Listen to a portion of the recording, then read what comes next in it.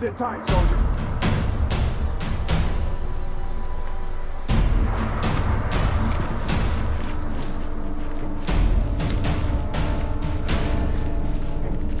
In 1945, somewhere in France, German SS troops executed suspected French partisans and anyone they believed had collaborated with the Americans.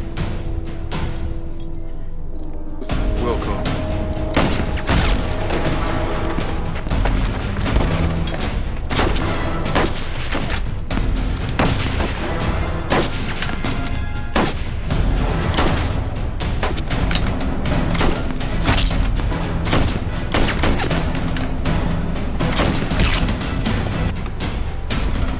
When facing American forces, the Germans sometimes used French civilians as human shields, strapping explosives to them.